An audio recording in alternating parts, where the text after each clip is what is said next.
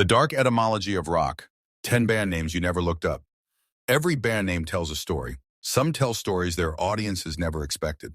Tales of nuclear annihilation, concentration camp brothels, steam age pornography, and hidden meaning disguised as pop. What follows is a documented account of 10 band names whose origins reach into the darkest corners of 20th century history. Every claim is tied to a source. Where verification fails, that failure is stated plainly. No speculation, just what the words contain. Number 10, Steely Dan. The name Steely Dan comes from William S. Burroughs' novel Naked Lunch, where it refers to a dildo. Not, as widely repeated, a steam-powered one. The passage appears in a section depicting a stag film set in the lawless inner zone. Mary is strapping on a rubber penis. Steely Dan III from Yokohama, she says, caressing the shaft. The dildo appears as a numbered series. Steely Dan 1, 2, and 3, each meeting a different fate. Alex Papademos Documents and Quantum Criminals, published by the University of Texas Press in 2023, that people will describe the object in Burroughs' book as hydraulic or steam-powered. But this is not what Burroughs says about it. He calls it a rubber penis. The description is a persistent myth unsupported by the text. Walter Becker explained the name choice in a February 1995 interview on the radio show Off the Record. The name Steely Dan actually occurred in a novel by William Burroughs called Naked Lunch, and it referred to a particular bedroom accessory. He went on to describe the practical decision. We got to Los Angeles and signed a record contract, and we were telling these guys that we had a group, and they said, "All right, what is the name of the group?" And we racked our brains. He and Fagan had been performing under their own surnames. Becker and Fagan, or Fagan and Becker, sounds like a delicatessen, right? They figured they had a steel guitar player in the band, and there was a guy named Don, which sounded kind of like Dan, and they thought it would be a neat little joke that people would think there was this guy, Steely Dan, and then later they would find out that it was a marital appliance. In a 1974 Rolling Stone article titled, "Steely Dan Comes Up Swinging, Number 5 with a Dildo," Becker added that they liked the suggestion of a big guy named Steely Dan. Burroughs himself, when played the Steely Dan album Katy Lied, was unimpressed. These people are too fancy. They are too sophisticated. They are doing too many things at once in a song. These people tend to have too many horses' heads. The novel's own history matters. Burroughs began writing Naked Lunch in May 1954 while living in Tangier. It was first published by Olympia Press in Paris in July 1959. Grove Press published the first American edition in 1962. The obscenity trials that followed made legal history. In Boston, a bookseller was arrested for selling copies, leading to a trial in Massachusetts Superior Court in January 1965. Norman Mailer testified for the defense. To me, this is a simple portrayal of hell. It is hell precisely. Burroughs is a religious writer. On the 7th of July, 1966, the Massachusetts Supreme Judicial Court reversed the obscenity ruling. Naked Lunch is widely recognized as the last novel legally suppressed for obscenity in the United States. From a novel banned for depravity, a jazz rock duo plucked the name for one of the most critically acclaimed bands in popular music. Over 40 million records sold. Number 9, 10cc. The origin of the name 10cc has been told in two competing versions for over 50 years, and the band members themselves have alternately supported and undermined both stories. The truth is that both stories are partially true. One is the actual origin, the other a retroactive embellishment that proved more entertaining. The dream story comes from Jonathan King, the record producer who signed the four musicians, Eric Stewart, Graham Gouldman, Kevin Godley, and Lowell Krem, to his UK Records label in July 1972 after hearing their track Donna. King's account, confirmed by multiple band members, is this: "I had to give them a name. I went to sleep that night and had this dream that a band of mine on my label made number 1 on the album and singles charts simultaneously in America. And the band was 10cc, so I gave them that name the next morning." Eric Stewart confirmed this version on BBC Radio 2's Well Above Average retrospective in 1995. The name actually did come from Jonathan King. He said he had had a dream the night before he came up to Manchester to listen to Donna, and he saw a hoarding over Wembley Stadium or Hammersmith Odeon or something like that and said, 10cc, the best group in the world. Kevin Godley corroborated it in a July 2023 radio interview. Very much, and it is not that other version of the name which is banded around.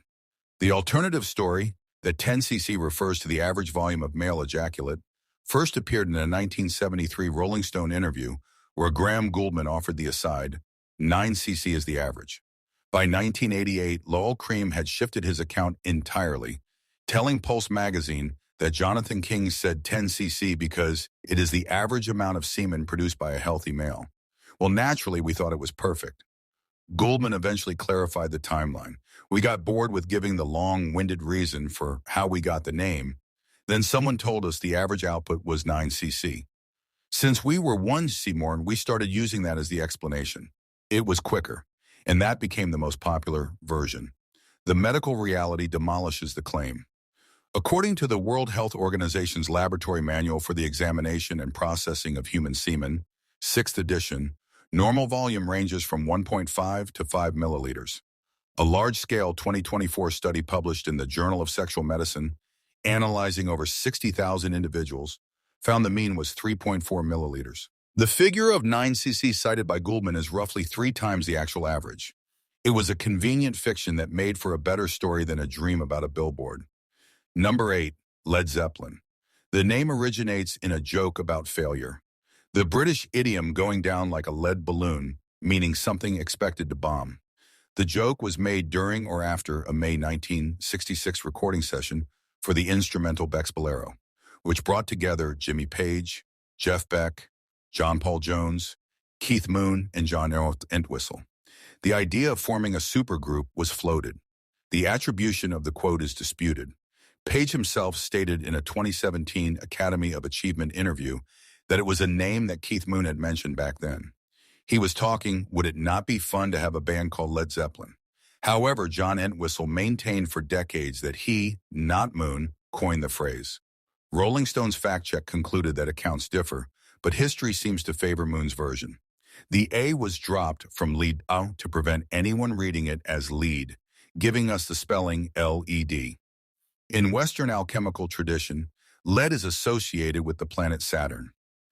It was thought to symbolize the prima materia, the raw material from which transformation begins. Saturn and this heaviest of base metals represent nigredo, the blackening, the first stage of alchemical transformation involving death, decay, and putrefaction before eventual transmutation into gold. The classical Greeks associated the same metal with a Titan Cronus, Saturn, Father Time, the Grim Reaper. The Zeppelin half of the name carries its own historical weight. The Hindenburg, the airship whose 1937 disaster ended the age of lighter-than-air travel, bore 2 large black swastikas on white circles, surrounded by red rectangles on its tail fins. This was not decorative. A 1935 Nazi Party decree made the swastika flag Germany's official national flag. In March 1936, propaganda minister Joseph Goebbels ordered the Hindenburg and the Graf Zeppelin on a 4,100-mile propaganda flight to support Hitler's remilitarization of the Rhineland referendum. For 4 days, the airships blared patriotic tunes and pro-Hitler announcements from specially mounted loudspeakers, and small parachutes with propaganda leaflets and swastika flags were dropped on German cities. The referendum result, 98.8% approval. Hugo Eckener, the Zeppelin company chairman, was furious. When he refused to endorse Hitler in a Reichstag election, Goebbels decreed that his name would no longer be mentioned in German newspapers. Page's occult interests are extensively documented. He purchased Boleskine House, Aleister Crowley's former residence on the southern shore of Loch Ness, in approximately 1970 to 1971. He told Rolling Stone in 1975 that the bad vibes were already there. A man was beheaded there, and sometimes you can hear his head rolling down. He had discovered Crowley's work as a teenager, stating upon reading Magic in Theory and Practice, "Yes, that is it. My thing, I have found it." He sold Boleskine in 1992. Page also opened the Equinox booksellers and publishers at 4 Holland Street, Kensington, London, around 1973 to 1974, named after Crowley's biannual publication. He explained that there was not one bookshop in London with a good collection of occult books, and he was so annoyed at not being able to get the books he wanted. According to Mick Wall's biography, When Giants Walk the Earth, the Shopstock signed first editions, a birth chart pinned to one wall, and a complete 10-volume set of the Equinox. The vinyl run-out groove of their third album bears the thelemic inscription, "Do What Thou Wilt." Page also collaborated with filmmaker Kenneth Anger on Lucifer Rising in 1973, though the partnership ended acrimoniously.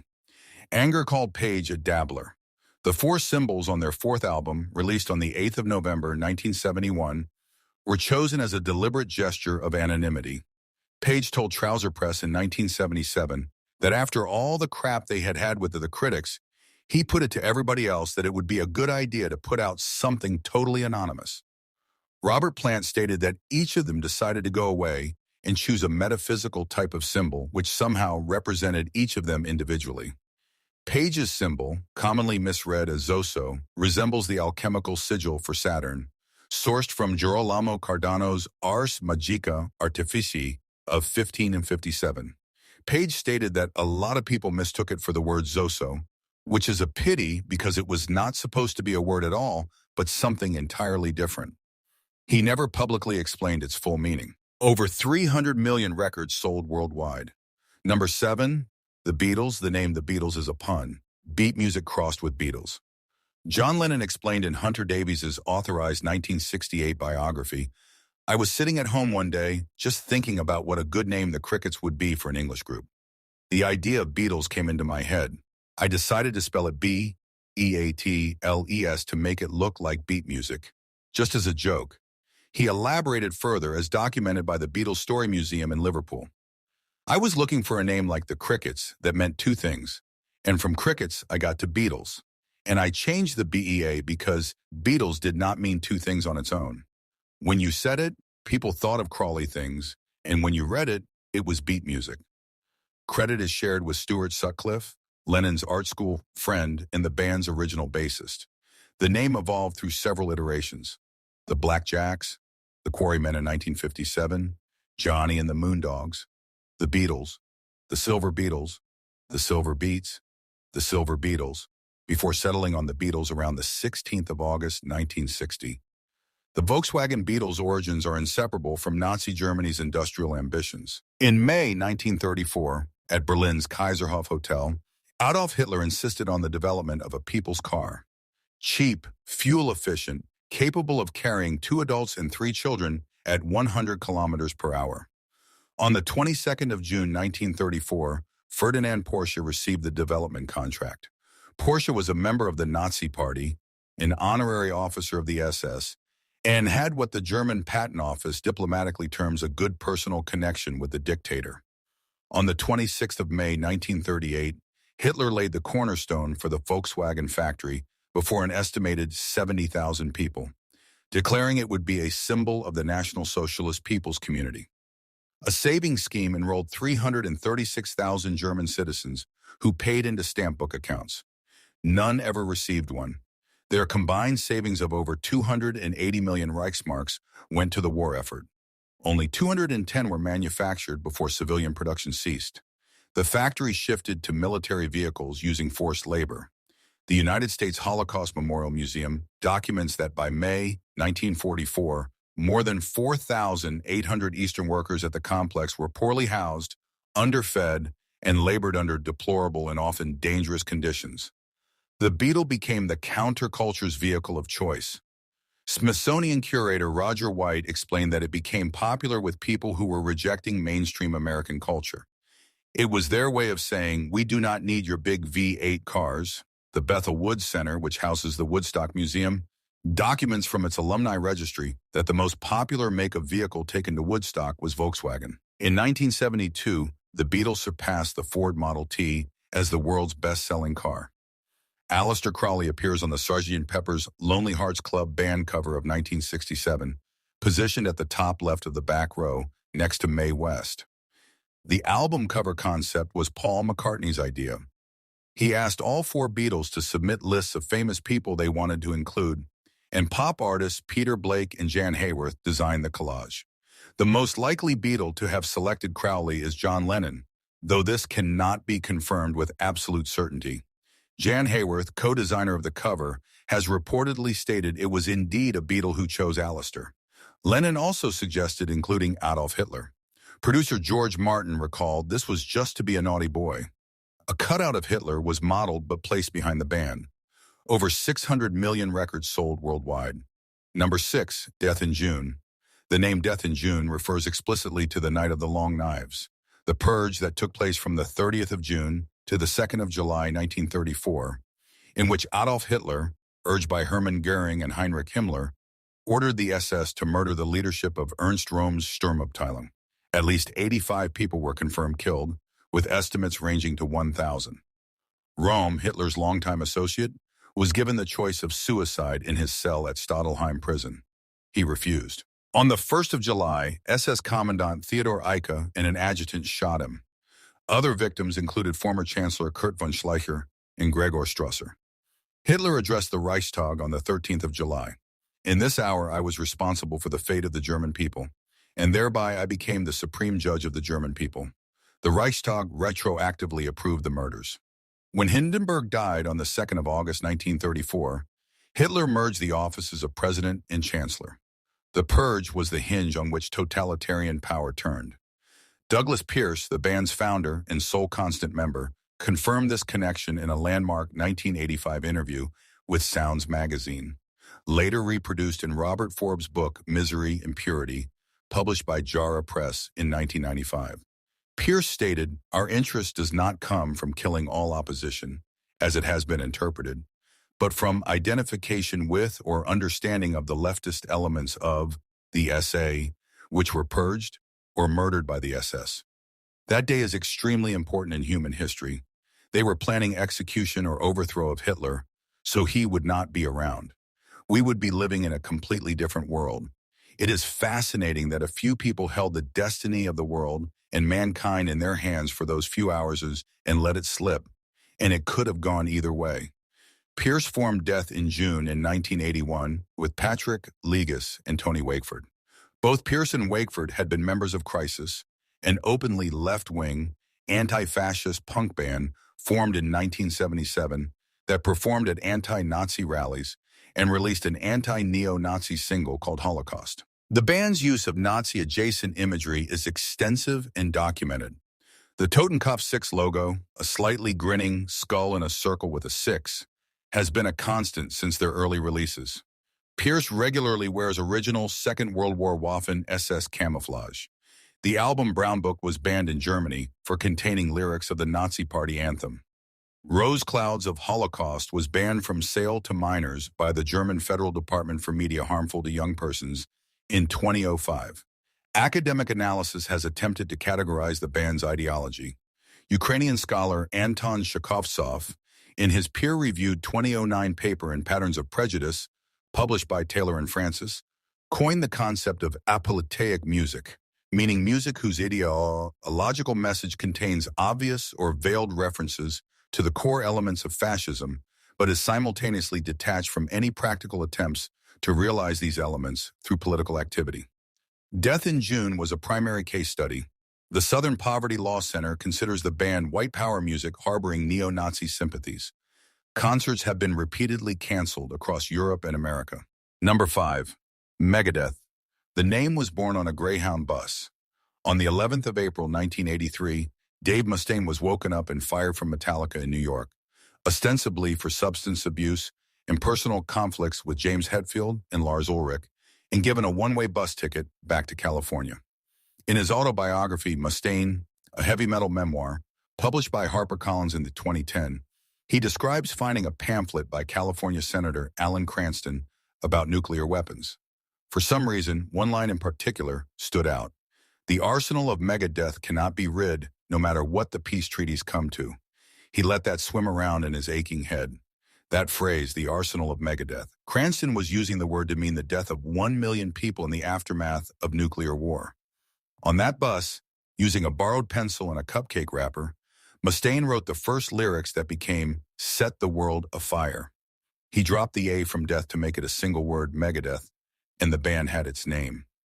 In a 1987 Hit Parader interview, Mustaine articulated the name's significance. Megadeth represents the annihilation of power.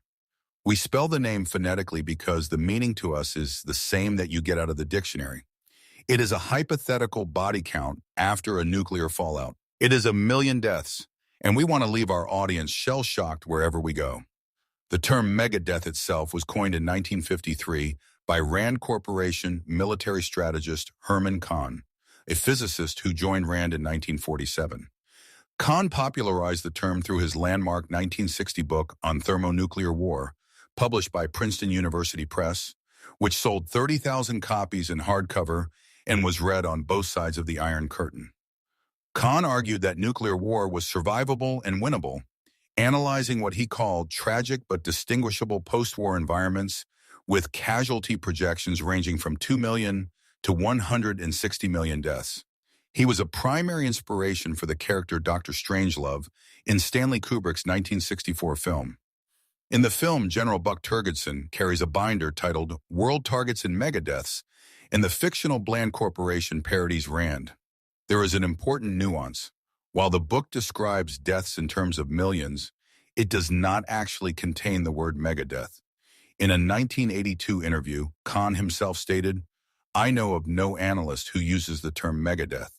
The peace people use it, and they think we use it." Over 50 million records sold worldwide. Number 4, Savage Garden. The name was taken from Anne Rice's 1985 novel, The Vampire Lestat, the second book in the Vampire Chronicles. In the novel, the phrase describes the mortal world as seen through the eyes of immortal predators. The world is a savage garden, a beautiful paradise that exists to be consumed. Elegant hunters moving through a landscape of prey, feeding beneath a gorgeous surface that their victims never see past. Darren Hayes and Daniel Jones formed Savage Garden in Brisbane, Australia in 1993. Hayes has confirmed the Anne Rice connection in multiple interviews. They became one of the biggest pop acts of the late 90s. Truly Madly Deeply reached number 1 in the United States and across Europe. I Knew I Loved You followed it to the top. Millions of teenagers slow danced to these songs at school discos, at weddings, at proms, without any idea that the band's name described a world where beautiful monsters feed on human beings. That is the precision of it. The name does not shock on contact. It seduces. It sounds like paradise. 2 words that evoke a garden in sunlight. And underneath, it is a predator's description of its hunting ground. The audience is not disturbed by the name because the audience is the garden. Over 23 million records sold worldwide. Number 3, Spandau Ballet. The name Spandau Ballet was suggested by journalist Robert Elms, a close friend of the band, who saw it as graffiti on a toilet wall during a drunken weekend trip to West Berlin in 1979. The scrawled text reportedly read, Rudolf Hess, all alone, dancing the Spandau Ballet. Elms recounted in a 2018 Vice interview, "I was the one who gave them the name. If it was appropriated, then it was from graffiti that I saw on a wall in Berlin during a drunken night out." He documented the story in his 2005 autobiography, The Way We Wore. Gary Kemp confirmed Elms' role in a 2015 interview. When our friend Robert Elms came up with the name, we thought it was amazing. We did not understand it. We did not even know where it was, but it sounded cool. It had a bit of pretense about it. In unbroadcast footage from 1984, Martin Kemp mumbled, "I think we stole it from another group." Gary interjected to intellectualize about it, "We did like the idea of ballet." Martin insisted, we stole the bloody name." This referred to an earlier, less famous London band that had performed under the same name since 1978. The phrase itself carries dark historical associations. 2 meanings circulate. The first, British soldiers' slang for the death spasms of men hit by fire from the MG-08 machine gun, widely known as a Spandau because it was manufactured at the government arsenal in Berlin's Spandau district. That gun fired 500 to 600 rounds per minute. The second meaning, the twitching of prisoners being executed, the final jerky moments as they danced at the end of the rope. The prison itself was built in 1876 in the same Berlin district. After the Nuremberg trials, 7 convicted Nazi war criminals were transferred there on the 18th of July, 1947. Rudolf Hess, Albert Speer, Baldur von Schirach, Karl Dunitz, Konstantin von Neurath, Erich Raeder, and Walter Funk. From 1966 to 1987, Rudolf Hess was the sole inmate in a facility designed for hundreds. Hitler's former deputy, along with a massive staff and four-power security apparatus.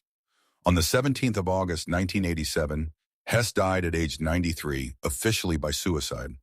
The prison was demolished in September 1987 with deliberate haste. As agreed in 1982, it was to be destroyed immediately to prevent it from becoming a neo-Nazi shrine. British soldiers began with axes. A German contractor completed the work. All materials were ground to powder and dispersed in the North Sea or buried at RAF Gatu. The site became a shopping center colloquially nicknamed Hesco's. Over 25 million records sold worldwide. Number 2. Joy Division. The name comes from the 1953 novella House of Dolls by Kotsetnik 135633, first published in Hebrew in Israel in 1953, with the English translation published by Simon & Schuster in 1955.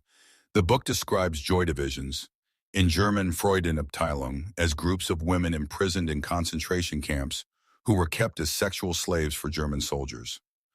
Girls selected for the Joy Division had the words field whore tattooed between their breasts. A passage from the 1955 English translation reads, "Here they kept close watch over the girls' bodies to keep them whole, undamaged. Here, when a girl was flogged, she was not permitted to return to the Joy Division. She was immediately tossed on the van and off to the crematorium." A critical historical note. Modern scholars have questioned the historical accuracy of the book. Naama Schick, a researcher at Yad Vashem, has stated it was fiction. There were no Jewish whores in Auschwitz. Between 1942 and 1945, Auschwitz and 9 other camps did contain camp brothels, but they were mainly used to reward cooperative non-Jewish inmates. German racial laws prohibited sexual relations with Jews. The women in the real brothels were typically non-Jewish prisoners transferred from Ravensbrück. The author's real identity was Yehiel Feiner, born on the 16th of May 1909 in Sosnowiec, Poland, who adopted the Hebrew name Yehiel Denur, meaning of the fire in Aramaic, after the war. His pen name Kotsetnik 135633 derives from the Yiddish pronunciation of KZ, the abbreviation for concentrations lager, concentration camp. 135633 was his Auschwitz prisoner number. He spent 2 years as a prisoner in Auschwitz. His books became required reading in the Israeli school curriculum. House of Dolls was described as the Israeli equivalent to the Diary of Anne Frank. Denur's testimony at the Eichmann trial is among the most remembered moments in legal history. He testified on the 7th of June, 1961, at Beit Ha'am in Jerusalem. His statement from the record reads, "I do not regard myself as a writer writing literature. This is actually a history of the Auschwitz planet, the Chronicles of Auschwitz. I myself was at the Auschwitz camp for 2 years. The time there is not a concept as it is here on our planet. Every fraction of a second has a different wheel of time. And the inhabitants of that planet had no names, they had no parents, and they had no children. They were not clothed as we are clothed here. They were not born there, and they did not conceive there. They breathed and lived according to different laws of nature. They did not live according to the laws of this world of ours, and they did not die. Their name was a number, Kotsetnik number so-and-so. He then collapsed on the witness stand. It was later determined he had suffered a stroke while testifying. Denur died on the 17th of July, 2001. Ian Curtis is consistently credited with choosing the name in late 1977 or early 1978. According to Bernard Sumner's memoir, Sumner claimed to have been the one to show Curtis the Denur book. The band had previously been called Warsaw, a reference to David Bowie's instrumental Warsaw from Low, released in 1977. The name change was forced by practical confusion. Stephen Morris discovered that the name conflicted with Warsaw Pact, a London punk band. In January 1978, they adopted Joy Division. Their debut, An Ideal for Living, recorded in December 1977 as Warsaw and released in June 1978 as Joy Division, directly references House of Dolls. The song No Love Lost quotes from Chapter 12, with Curtis reading lines from the novel. The name provoked immediate suspicion. The An Ideal for Living cover featured a Hitler Youth drummer. The inner sleeve showed the photograph of Jewish fighters surrendering after the 1943 Warsaw Ghetto Uprising. The song Warsaw retold the life of Rudolf Hess. Bernard Sumner denied accusations of Nazi sympathies and defended Curtis. A Nazi racist and a pedophile, it is not the sort of thing Ian would have done. Unknown Pleasures is one of the most recognizable album covers in history. Millions of people wear it without knowing what the band's name contains. A reference to forced prostitution in Auschwitz, printed on a t-shirt, sold as fashion. And then Ian Curtis hanged himself on the 18th of May, 1980. The surviving members needed a new name, which brings us to number one. Number one, New Order. The remaining three, Bernard Sumner, Peter Hook, and Stephen Morris, had an agreement that the band name would not continue if any member left. Finding a replacement proved agonizing. Manager Rob Gretton compiled lists of possibilities, many ominously political. Black September, The Immortals, Khmer Rouge, which he described as pretty neutral, prompting the response, "That is not bloody neutral, Rob." He also suggested the Witch Doctors of Zimbabwe, over which Hook and Sumner threatened to quit. The winning name came from a Guardian newspaper headline, "The People's New Order of Kampuchea." Gretton proposed the New Order of the Kampuchean Front. The band shortened it, then dropped the article. The Nordnung, Hitler's new order for Europe, was the political and social system Nazi Germany intended to impose on conquered territory. Hitler proclaimed a European New Order on the 30th of January 1941. The concept encompassed a pan-Germanic racial state, territorial expansion, and the physical annihilation of Jews, Slavs, Roma, and others. Peter Hook addressed this directly in his autobiography, Substance, published by Simon & Schuster in 2016. Never at any point did any of us consider a certain Mr. Hitler. Shows us how daft we were. We just thought it summed up our new start perfectly. From Joy Division to New Order. From concentration camp brothel to Nazi master plan. The same musicians, the same city, two names drawn from the same darkness. And nobody stopped them either time. Over 10 million records sold worldwide. These 10 names share a common architecture. Each takes something unspeakable. Nuclear annihilation, sexual slavery, predation, the spasms of the dying, and compresses it into a brand, a logo, a word that fits on a t-shirt. Mustaine claimed a think tank's body count. Curtis claimed a concentration camp's systematized rape. Pierce claimed the night Hitler consolidated absolute power.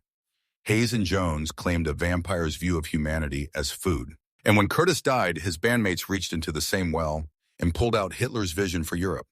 What distinguishes these names is the gap between what audiences hear and what the names contain.